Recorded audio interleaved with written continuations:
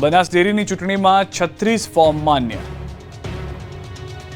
એશિયાની સૌથી મોટી ડેરીની ચૂંટણીને લઈને મોટા દિગ્ગજો મેદાને છે। 16 બેઠકો પર ગઈકાલે ફોર્મ ભરવાના અંતિમ દિવસે 6 બેઠકો બિનહરીફ થઈ હતી, જ્યારે 10 બેઠકો પર 2 થી 7 ફોર્મ ભરાયા હતા। કુલ 50 થી વધુ ફોર્મ ભરાયા હતા, ત્યારે ફોર્મ ચકાસણીના અંતે 36 ફોર્મ માન્ય રહ્યા છે। હરી ચૌધરી સામે વાંધો પરત ખેંચાયો। ભરત ચૌધરીએ વાંધો લીધો હતો, હવે તેમણે જ વાંધો પરત ખેંચી લીધો છે। ઉમેદવારોના ફોર્મ ચકાસણી પાલનપુર કલેક્ટર કચેરીએ થયા બાદ હવે ફોર્મ પરત ખેંચાયા બાદ ચૂંટણીનું ચિત્ર સ્પષ્ટ થઈ જશે। મહત્વનું છે કે એશિયાની સૌથી મોટી ગણાતી બનાસ ડેરીની ચૂંટણીને લઈને ભારે રસાકસી જામી છે। ફોર્મ ભરવાના અંતિમ દિવસે મોટા દિગ્ગજો મેદાનમાં ઉતરતા ડેરીની ચૂંટણી અત્યંત રસપ્રદ બની ગઈ છે। 16 બેઠકમાંથી 6 બેઠક બિનહરીફ થઈ છે, જેમાં રાધનપુરથી શંકરભાઈ ચૌધરી, અમીરગઢથી ભાવાભાઈ રબારી, ડીસાથી કમળાબેન મનુભાઈ દેસાઈ, થરાદથી પરબત પટેલ, સુઈગામથી મુળજીભાઈ પટેલ અને ભાભરથી અંબાબેન રણછોડ ચૌધરી બિનહરીફ થઈ ગયા છે। કોંગ્રેસના નેતા પ્રતાપ દુધાતના કાફલા પર હુમલાનો પ્રયાસ।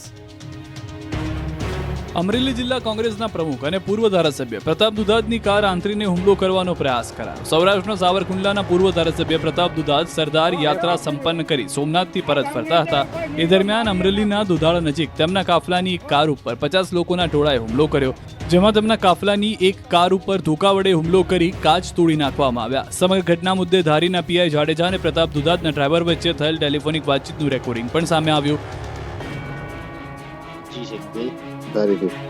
હવે તમે અહીંથી નીકળ્યા જી ત્યારે જે તમે એમ કહેજો ગાડી પર ધોકો બોકો માર્યો, શું કર્યું હતું? હાથ વડે એને માર્યો, પાઇપ ઉગાડ્યો પણ પાઇપ એનાથી લાગ્યો નહીં ગાડી ઉપર, છટકી ગયો અને ગાડીમાં ધીકો માર્યો, એક સાઈડમાં ગોબો પડી ગયો છે। હાથ વડે માર્યો કે શેનથી માર્યો બહુ ખ્યાલ નથી, સ્પીડમાં મેં ગાડી કાઢી એટલે। ડ્રાઈવરના દાવા મુજબ રાત્રે 10 કલાકે કેટલાક લોકોએ કાર આંતરવાનો પ્રયાસ કર્યો હતો। એક ગાડીના કાચ તૂટી ગયા અને ઘટના સ્થળે અફરાતફરી મચી ગઈ। આ તરફ હુમલાના પ્રયાસ બાદ પ્રતાપ દુધાત અમરેલી જિલ્લા પોલીસ વડાને મળવા પહોંચ્યા, જે બાદ તેમણે આક્ષેપ કર્યો કે જિલ્લામાં કાયદો અને વ્યવસ્થા ખાડે ગયા છે। જોકે પ્રહાર કોણે કર્યો અને તેનો ઈરાદો શું હતો તેને તેમણે ઉલ્લેખ નથી કર્યો। ઊંડાણપૂર્વક તપાસ કરવા માંગ કરી।